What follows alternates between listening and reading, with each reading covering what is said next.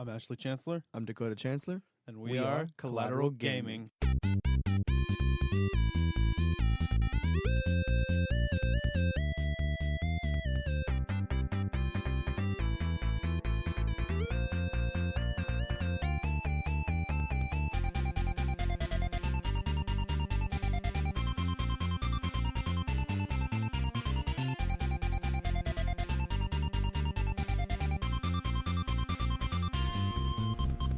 Welcome to Collateral Gaming, the only video game podcast that matters, where we focus on good games, bad games, and everything else in between in the world of gaming. We are recording straight from somewhere in South Texas, and yes, my friends, we are a 420 friendly podcast, so whatever you have, smoke it if you've got it. Unless it's meth. I mean, in that case, probably don't smoke that. I think that's bad. God damn it. Oh, very, very bad. Yeah, definitely. Stay away from the crystals, man.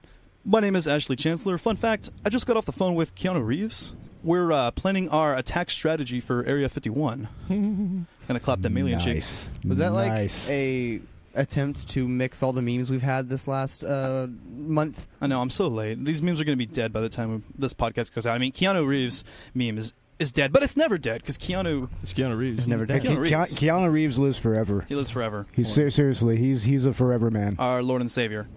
No, that's Nicolas Cage. Nicolas Cage, yeah, that's true. I am here with my brother, Dakota Chancellor, as usual. What's and up, guys? yeah, well, what's up, bro?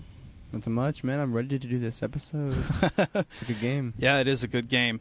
We're also here, of course, with Bo Maddox and Robert Ortegon. Now, they haven't... Ortegon, Robert the Ortegon. star of Killing Night, sorry. Killing Night. Yeah, Killing that's your Night. indie film, right, bro? That is my short. It will be out soon enough because we got all the stuff to do it now. Hell yeah. And who helped out with the shooting of that movie? Frankie Avila, Jesse Ortegon, Yeah, Robert Ortegon, and one other guy. One other guy. This guy. Oh, yeah, that guy. Okay. Yeah, that guy. Look at you, Bo. I have to take credit for everything. Oh, whatever. Your studio, your podcast, Uh-huh. your My indie film. cinematography. Yeah. Hold on. This Yeah, isn't yeah. Bo's podcast. This is my podcast. No, this is y'all's There we go. This is y'all's podcast. Seriously. Yeah, so... Yes, admit defeat, Bo. Collateral Cinema is y'all's podcast as well. So It is, Yeah. it is. It's everybody's. It's all It's fun. everybody. yeah, it's our podcast. So, yeah, if you're not familiar, of course, Collateral Gaming is the offshoot of Collateral Cinema. You all probably know that if you listen to us, but Bo and Robert are Collateral Cinema co-hosts. They haven't played this game. They're probably not going to have much input to say about the game, but we gave them mics anyway, so... Anyway, your hosts today are the Chancellor Brothers, and we're going to talk about Subnautica, right? Fantastic game. Definitely worth trying out. My sister showed this one to me yet again. Another game she showed to me. And I just saw the vast sea. You know, I guess that's all I can really say. You know, because that's all I saw, and it was beautiful. And it brought me to the game. Yeah, it really does. Well, just to recap, okay, Subnautica is a survival exploration indie game developed by Unknown Worlds Entertainment. This game, like a lot of indie games, like our last indie game, Hello Neighbor, was released during its development, so players were able to play the game during the alpha and beta stages. They were able to access the features of the game while they were being built. So you start from this unfinished product to something that's truly phenomenal, actually. I mean, the graphics just are incredible. Right? Oh, right, yeah. I mean, it's crazy to see the alpha and beta stages because there's players who have been playing this game since, it came out. Since it came out. They've been waiting for the ending to finally happen because they waited so long to actually bring in a closure to this game. Yeah, like Hello Neighbor. And then, of course, once the product was completed, and it has, to my knowledge, right? Oh, yeah, it's completed. It's complete. In fact, they've already released their first expansion to the game, a standalone expansion called Subnautica Below Zero. I say first, but I don't know if there's going to be others or if they'll go ahead and go with a sequel after that. But Below Zero is still being updated as well. It's what Subnautica was in its beginning stages. Right, well, I recently downloaded it. Actually, I got it, funny enough, the day it came out. Well, I bought it. I think it was like, what, $29.99 or something, maybe $26. But anyway, it was a good game to buy because it gives you a new perspective on the Subnautica series because in this game, there's more, like, player connection and talking versus the first one where you have a silent character. What's his name? Robinson? Is that what you said? Riley Robinson. Riley Robinson. That's Is that a it. spoiler? I don't know. I don't think it is. I don't think it's important. It's not important because you don't even know the character. That's unimportant to the gameplay because it's more about you being invested in the game. That they kind of give you that idea of that it's you, but they do have to give it some kind of story, which they go more deeper into in the next game. Well, we'll talk about the story a little bit. Now, we're not going to go into complete detail because, as with our other indie game reviews, of which there's only one out at the moment, at the time of this recording, but as with all of our indie game reviews, we're going to keep this spoiler-free, unlike our regular episodes, because we want to encourage people to go and play these games. And in the future, we're probably going to be doing some games that aren't nearly as well known as Hello Neighbor or Subnautica, some indie games that to just support up-and-coming indie developers. So Right. I really want to encourage players to go out and play these games. A lot of them are free or very cheap. They're usually on Steam or whatever, PlayStation Plus, Xbox Epic Live. Games, that's what we got Subnautica on. Yeah. So Subnautica, what's the basic premise? It's a survival exploration, but what makes Subnautica different than other survival exploration? What is unique about this indie title? I love the crafting capabilities, the fabricator. You have that in a what game. is it? Well, it's, Pretend like we're talking to someone who knows nothing about Well, this. right. I mean, okay, fine. Let's start from the beginning. You're this deep underwater ocean. I mean, it's an ocean planet, Yeah. and there are very few points in which you can walk in the game. And there's 2 hidden islands in the game. And that's not really a secret.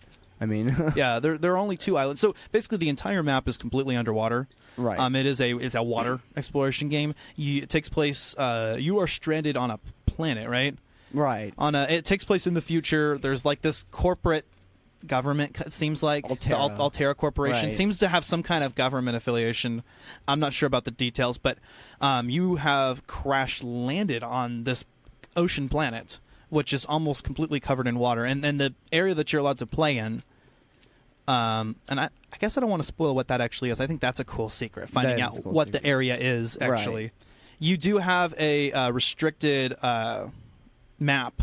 There's a very defined boundary, I guess I should say. There's beyond your ecosystem, there is a dead zone, Right. and so it makes gameplay pretty much impossible. And there's some deterrence. So it's kind of cool because you have like an open map, kind of like Breath of the Wild, where you don't feel like there's borders. They did a good job of. Oh yeah, very hiding much those. so. It's very seamless. I mean, even the hidden islands are seamless. I mean, you don't even notice that until you get close to them. Yeah, and this is an open world game. Right, it is considered open world, especially due to the deep sea exploration, which is the most important part, which is going below the water. Yeah, Not even worrying about walking around on islands and stuff. it goes pretty deep, right? Oh yeah, I think I've maxed out to like 1,200. I know the game meters. goes at least 1,700 because that's Yeah. one of the upgrades for your vehicles. And if you It's a go depth. deeper past the dead zone, you can keep going. I think you can like infinitely go, if I'm not mistaken. I think it does restart you eventually. I was Maybe it reading up does. on that. But It may. I could be wrong. I haven't tried it enough because, like you said, there are deterrents. there's so much to do in this game. I can understand Right. why people were able to play this even before the ending to the game had been developed. Oh yeah, And- because there's so much exploration to do that it's like it doesn't even bother you to go around and play around on the map. And this game is like a game we did earlier in our season, No Man's Sky. Oh yeah, Remember, exactly. Chrissy said she played No Man's Sky because she said she heard it was like Subnautica, our sister. Yes, the sister that introduced me to this game. And you played Subnautica because you heard it was like No Man's Sky, right? Exactly, it's exactly why I played it. That's cool. Yeah. So this is No Man's Sky, but underwater, or No Man's Sky was Subnautica in space, actually, More or less, yeah. because I think this came out first. Yeah, I believe so too. I think it this was started first, 2014, 2012, one of the two. but it did just finish in 2018, right?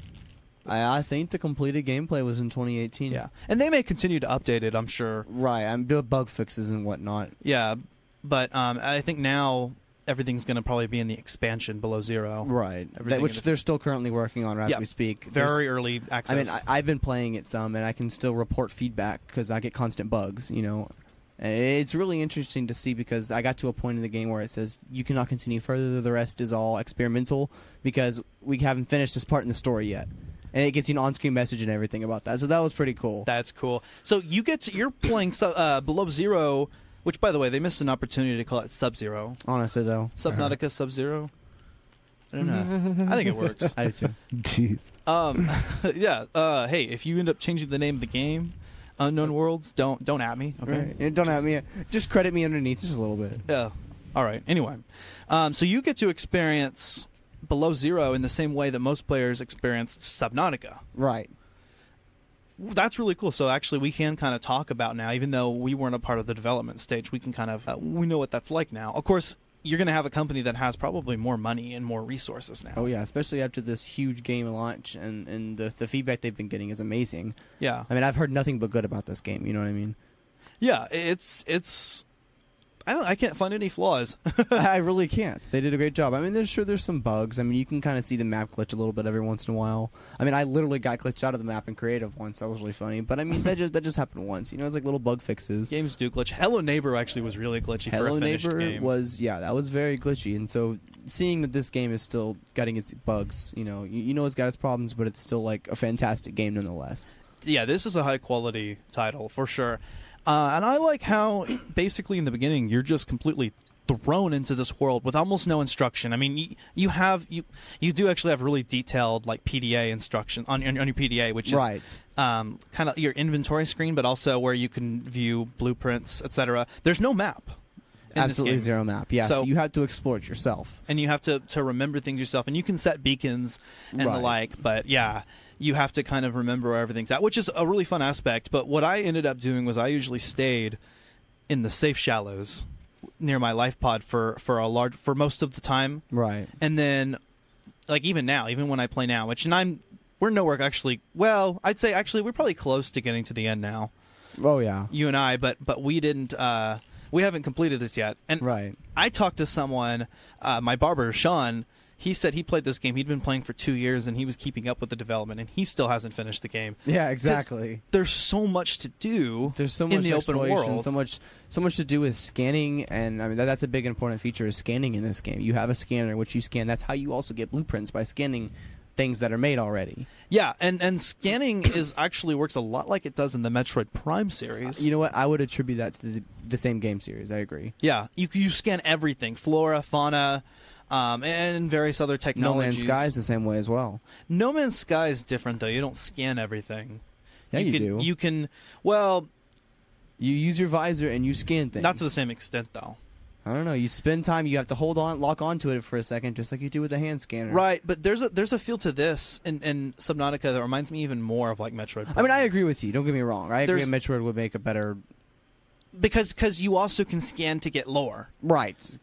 Yeah, exactly. Get blueprints, get things like that. I agree. Yeah, there's a lore to this game, and that's actually how you approach the story. Now, as Dakota said, the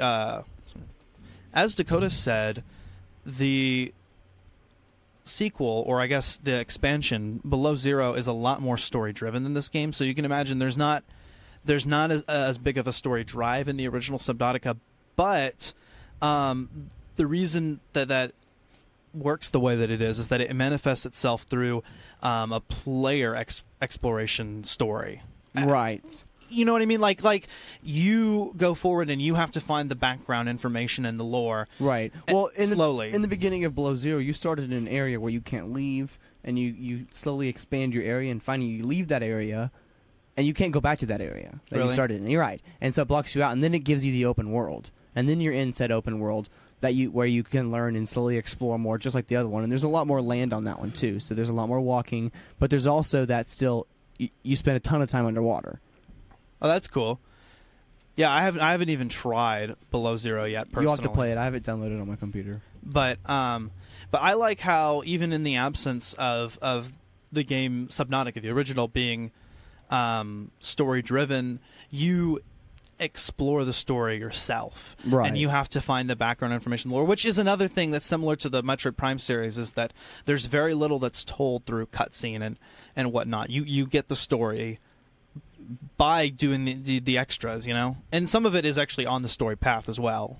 And there's some things in Metroid I know that, like one-time scans. Yeah, remember those? Oh, that was so ridiculous because you had to get those bosses because you only see them once. Yeah, this game doesn't have any... There's nowhere you can't return to. As far as I'm aware, no. In the beginning of this one, the entire map is open to you. Right, as soon as you start the game. I mean, you'll die if you try to go into deep waters, but... Right, and there is actually a limited amount of resources when it comes to some things as well.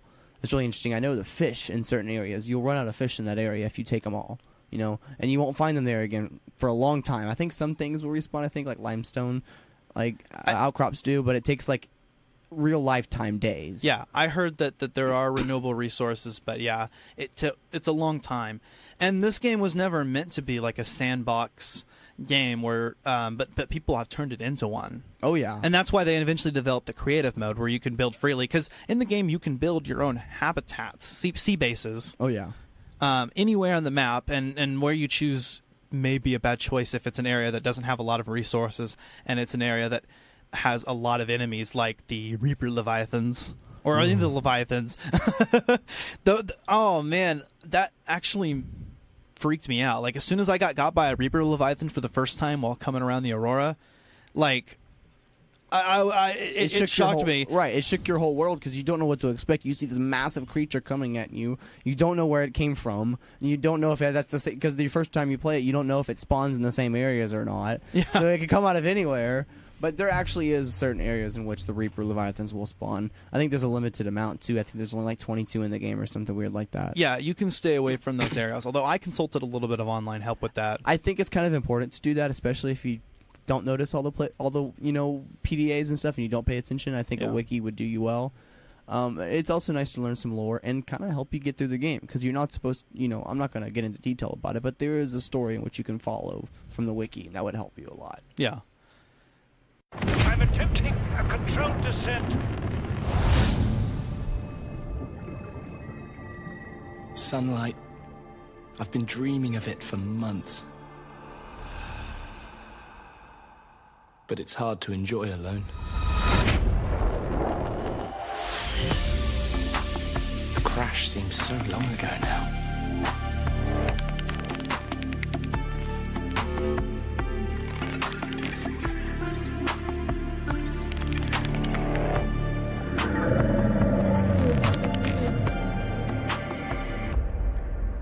Father was right. We shouldn't have gone so deep.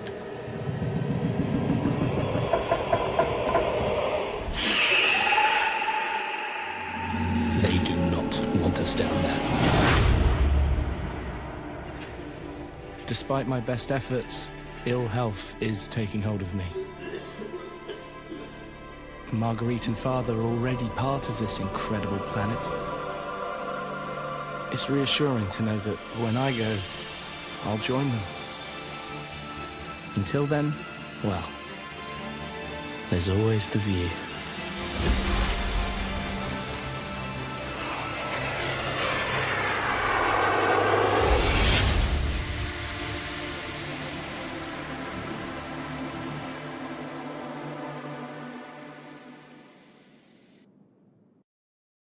Some of the aspects that I liked the most about Subnautica were the resource collecting and crafting and habitat building, the sea-based building, like we mentioned earlier.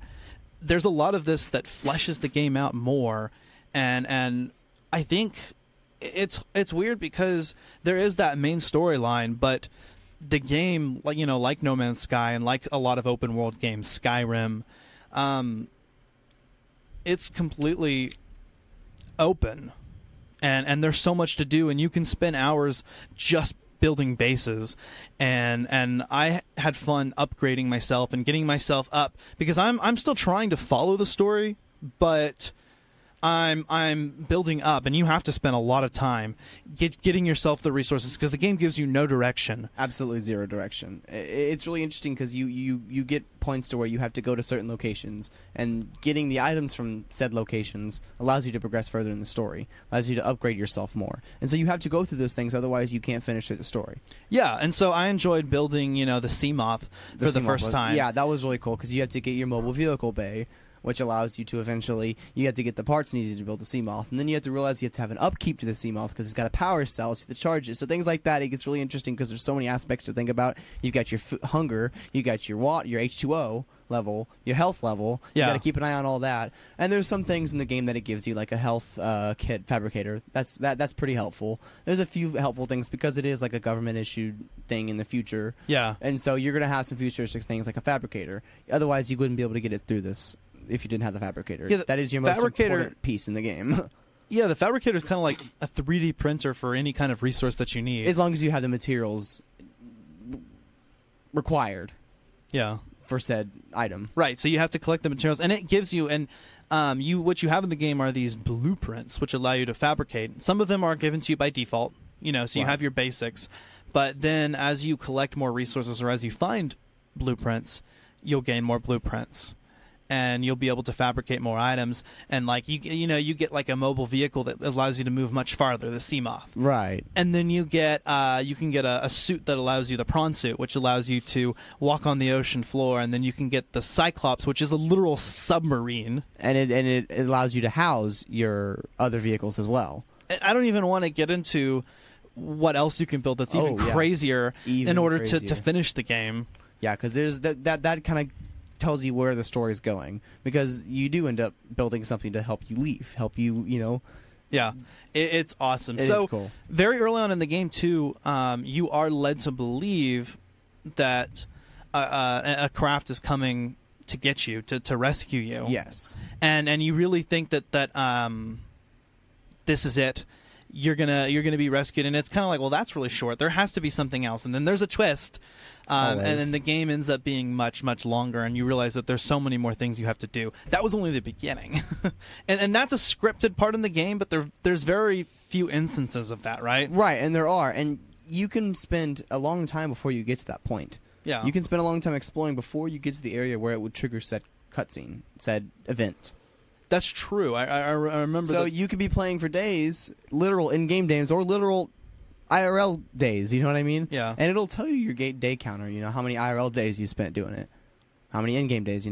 And so it's pretty interesting how you can spend so much time doing that before you even trigger said event. Yeah. You could have explored the whole map and get yourself upgraded, and then it happens. You can spend so much time actually having a purpose and wanting something to do. Like you're trying to build the most badass sea base. Or you're trying to get all of the vehicles in the game, you can spend so much of that you almost forget that there's a story to follow. Absolutely. I spent so much time collecting resources just so I could build one item and then progress on to upgrading that item to more. Same thing with the habitat building. You have to constantly keep up with a certain material so that you can keep on building. And so you have to overproduce it. Materials are hard to come by. They do renew, I believe, like we said earlier, very, very, very slowly in like real life days. But other than that, it does seem non-renewable, because whenever you collect all of the resources in an area, they don't come back, not for a long time. And so you end up having to venture farther in the map to collect more resources and spreading out and taking different areas that you're not comfortable with going into because you haven't been there yet. And then there's some materials that you have to go and get in other places. Right. And you'll think you've explored the entire map when you haven't. There's areas that you can't even dream of. Yeah. The map itself is not huge. I believe it's 2,000 meters across. It's a little in more any than direction. That. That's like diameter. But yes, I see what you're saying. I mean, I've gone further than 2,500 meters from my ship before, but that has to do with being underwater. The angle at being. But I think it's a little bit more than that even. Yeah, and it's more too because you can go underwater, and the deeper you are underwater, the 1,200 meters plus. That would be the hypotenuse. Does that make sense? Yeah. And so either way, you be going deep, and I've spent so much time deep underwater in caves because that's what takes up so much of the map, is that you've got this deep underwater sea that goes super deep, but there's so many caves that you don't realize that are like huge. Yeah. You'll enter one cave entrance and then leave the other side and you're already across the map. I did that once just today when I played it. So that's crazy. It is really, really crazy. I've spent I think it said I spent at least like 8 real life days. It tells you how many hours you've been spending. Right. And put that much into this game. And what's crazy is that I still haven't beat the story, and in that time I haven't even explored all of the map either. It kind of has a feel like Breath of the Wild in that way, when you have like just a game map so huge and so many things to do, even though the map itself isn't like huge. Actually, you know what opened the map up for me? You know what gives it that sense though? I mean, because it is huge though, but it's even huger and feels more like a map on the scale of like Zelda Breath of the Wild, in that there are biomes that I'm scared to go into because of my experience with leviathans, and I know that at any area can be in a leviathan infested area, and so like I said before, like I stay in the safe shallows, and then whenever I have a specific purpose, like I'll travel, but then I'll come back. A specific path, right? And that the problem is that cuts off such a huge chunk of the map that you can't discover because you're gonna overestimate where it's at, so it doesn't get you, and that's a big problem because you have to have the gear required to get past it. But another thing is seeing the Aurora, the size of the Aurora crash ship that is on the map. Okay? Oh, yeah, you can see it from any point. You can see it from any point of the map. So you always have one single landmark. That's your one landmark. That's your one landmark because you have to know your directions before you get like a compass, for instance. You can get it later, but you have to craft the compass. You have to craft the compass, right. So in order to get to that point, you have to have some kind of landmark. Eventually you'll get islands, but you can't see them from far away. Yeah. So you have that one landmark, and you see how massive it is, and it looks like it's right next to you the entire time you're on the map. Like you could just easily swim to it, but you can't. It takes a long time until eventually you get vehicles and whatnot. Yeah, no, it's crazy. It doesn't take that long to get across the entire map, but definitely the game world is huge. I think also, and because we're just talking in a two-dimensional sense, but this is a very three-dimensional game. Extremely, because you have it goes depth. Just as deep as it goes wide. Yeah. If not deeper. Yeah, so you have a radius, but you also have a depth, and different areas of the map are deeper than other areas. So you've got to. That's why this game world is so huge. Is that extra dimension that you normally don't see because it's underwater. Right. You don't spend much time above water. You can see the edges of the map, but that doesn't matter because when you can go straight down, and there's so much to explore, so many caves to go through. But at first you can't because you only have 45 seconds of breath, and you have no vehicles. 0 vehicles, and you can't do much, right? So you have to slowly get yourself to progress to the point in which you can actually explore places. You know what's cool, too, is that a game like this you wouldn't think would keep you... You would think it would be too daunting to have the entire game in water, because you would think there would be a starting out point of land, but this game starts you out in the water. The entire map is water, aside from the entire map. 2 islands that you find later, not your starting point. You do have a safe shallows, which is an area where you're not going to see any of the really dangerous predators, and you're always going to be close to the surface. Right. But no major threats in the main area, just kind of maybe a minor threat, maybe some minor inconveniences. But that's kind of how it is in any game. You're going to start out with your weaker enemies in the beginning. Right, that's your starting point. And so there are separate biomes in the map, and it's really cool because it's all underwater. So you can't see separate biomes of the map unless you're there and you go into it. There's separate areas where not to spend much time in. Certain areas are deeper than others. I don't want to spend too much time in any area usually. I'm a coward. I'm a chicken. Yeah. Because those leviathans can sneak up on you. They can. The Reaper leviathans. They freak me out, dude. There's a lot of upgrades you can do to help you with that, though. Yeah. I have found there's one specific upgrade that I've gotten that's literally gotten rid of all of my fears. Yeah, I felt a lot better by the time I built my whole submersible. Right, yeah. Now that you have your Cyclops. The Cyclops, yeah. Oh, yeah. Which is kind of itself like a mobile base. Oh, it absolutely is. I mean, you have locker storage in there. You have a fabricator in there. You have everything you need. Yeah, and you can fabricate all of this in game. There is a habitat builder weapon or item in the game that allows you to craft, like we said before, the bases. Right. And you can create your own base to your liking, and you can recreate everything that's in your life pod. Oh, yeah. Your life pod is I guess, your sanctuary in the game. Your only sanctuary, which is literally just an area where you can fabricate your items, store things, and grab med kits. Right. Which it's a small fabricate. little 4x4 room, you know what I mean? It's just that's it. One little area where you can fabricate, you can grab med kit, free med kits every once in a while, and a little storage space. That's it. Yeah, so what you want to end up doing is crafting your own bigger space, your own base. Right. I usually make mine, though, in the safe shallows. I don't want to go, but you can build your base anywhere. You can build your base in the most dangerous spot. I've even seen some players build it over the edge of the map. Yeah. In the void, so to speak. It's a good place to start scanning for things. Yeah, because outside of the game's map, you can go, like we said before, but it's completely devoid of any resources. Right. And there are, as we said before, deterrents that prevent you from going off the map. But you can theoretically go, and the habitat building is just really fun to see, and every spot on the map, everywhere you can do it. It's really good sometimes as a deep sea base. If you can avoid predators, But if you can manage to avoid any predators in the area and you have a good sea base under deep sea, that's perfect to have, because that's like a sanctuary, a station you can have, at any point to build something and create something if you have the right materials. Yeah. Yeah, you don't realize how big the game map is when you start off in the safe shallows. Oh, yeah. And how much there is to do. So, and then you can spend quite a great deal of time creating your sea base exactly as you want it, and crafting every upgrade, allowing yourself to dive further, and allowing yourself to crafting vehicles like the Cyclops and the Sea Moth and the Prawn Suit, which I would usually do in anticipation of the next story event. Right. And so, but so far it's like it's so hard to like continue on with the story, because I really want to make the most out of this game and upgrade myself as much as I can before I get there. And then, of course, it'll be a lot easier to play that way as well. Agreed. It's going to suck now, because now that we're recording this podcast, it's going to almost deter me away from playing it, but it's such a good game that I can't stop, you know what I mean? But I've got so many other things to do, like finishing Spider-Man. Spider-Man is our next game.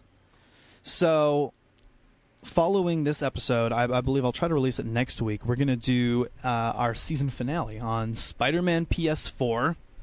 So y'all should look forward to that. Definitely. I do think we've talked a lot about Subnautica, and we encourage y'all to actually play this to see more of what it's like. Yeah, you have no idea until you actually get in the game how beautiful and how vast the game is. Yeah, it's crazy.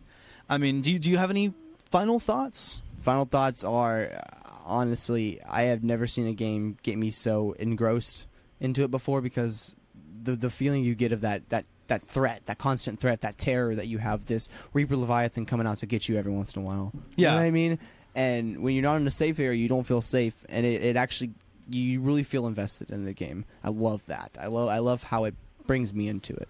I'm so invested. I wanted to finish this before I recorded it, and now we're going to have to start buckling down and recording, playing some new games for our next season. Oh, yeah. So, unfortunately, I don't think I'm going to get a lot more time with this game, but oh man, I want to, because it's so. I think I will. I think I'm gonna spend some time, like, really, even though we've already recorded the podcast, because I mean this game is beautiful. I definitely recommend it. You need to try it. I don't think it's very expensive. How much did you pay for it? It was $30, maybe. $30. It may be even cheaper now. It may be. Yeah, you might be able to get it. Yeah, it probably is. So yeah, go check it out. I got it free. Epic Games gave it out for free for 2 weeks. That's right. Okay. I want to say it is $30 though. Yeah. Okay. Yeah. I got your copy actually. Yes, you did. Yeah, you just used my copy on your computer. So we were able to share that. Yeah. So I definitely think Subnautica is a game everybody should try out.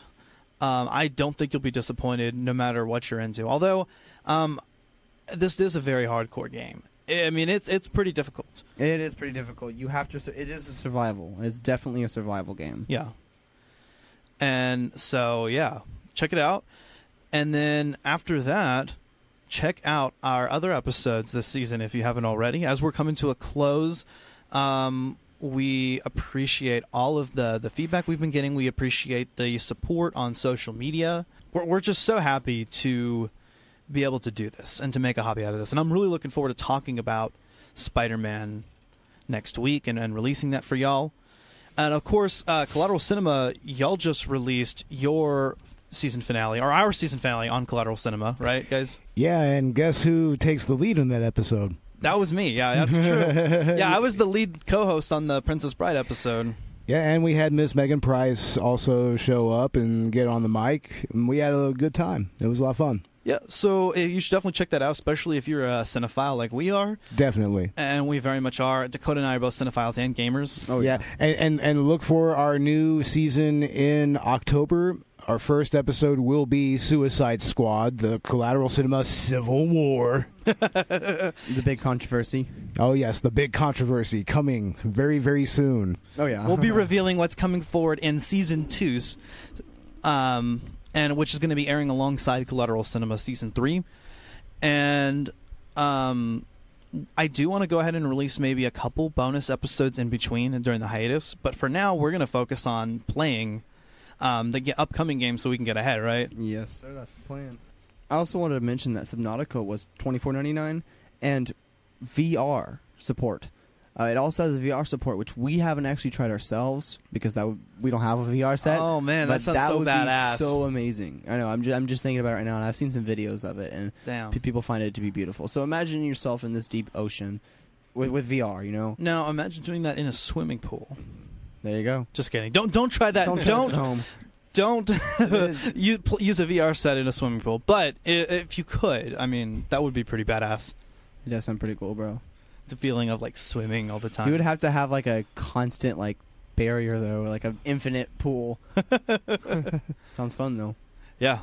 Anyway, yeah, I would definitely love to try this on VR. We should do some VR games on Collateral Gaming. So anyway, guys, look forward to Spider-Man and look forward to our bonus episodes, which is to be announced.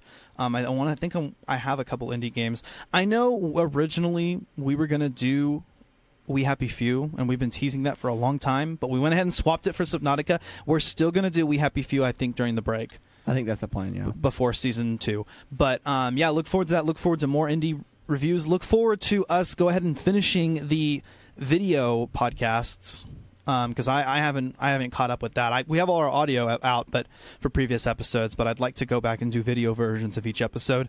Also, our Let's Plays. I'm going to start uploading those during the break. Yes, I'm excited to continue those because we have our Zelda Breath of the Wild one coming up. We still have to finish actually playing. We never finished. We haven't beat Breath of the Wild together yet. Yeah. I mean, I have beat the game though, and you have also. Right. So we're halfway through the through our Let's Play. So you're gonna notice the difference between us between the first half and the second half. But, oh well. That's all right. But yeah, I mean, I just had a baby born, so obviously I've been having to put a lot of things on hiatus. In fact, I think this is the first episode I've recorded since my baby was born, right? Since yes, Hazel. It is. Yeah, we had her in the studio earlier, actually. Yeah, my wife and my daughter came up to the studio. I'm sorry, I'm just really excited about being a dad, I guess. Yeah. We'll talk more of that maybe next episode. And I wanted to talk about E3. I wanted to do a whole episode covering our major, kind of the major announcements, but I ended up throwing that away. But maybe we'll get a chance to talk about E3 a little bit in the next episode. Sounds good. I kind of want to wrap this up for now, though, so we'll see you guys next week. Look forward to it. And you can find Collateral Gaming on Apple Podcasts and on Podbean, Spotify, YouTube, or wherever you get your podcasts. We are also on the Podcoin app, and so is Collateral Cinema, where you can get paid to listen to podcasts. You can also find us on Chill Lover Radio, which is our network that we work, and check out a lot of the podcasts that are on that network. Make sure to also check out Collateral Cinema and support your local podcasters. Hell yeah, definitely. Or I guess your up-and-coming podcasters like us. Check out our Patreon. We're going to start releasing the Let's Plays, which is going to be exclusive content for patrons. Collateral Cinema also has some of that, some patron commentaries coming soon, right? Yes, we certainly do. We're going to be getting our Patreon finally up and out there, and we're going to get all the commentaries linked up, I think, through YouTube. So look for that, and we're also probably going to have an exclusive poll here pretty soon for anybody who subscribes to us. I think we have like $1 and $5 tiers. So nice. Yeah, check us out. Patreon.com/CCinemaPodcast. All right. Well, we've rabbled on long enough. That being said, I'm Ashley Chancellor. I'm Dakota Chancellor. We are Collateral Gaming, and we are out.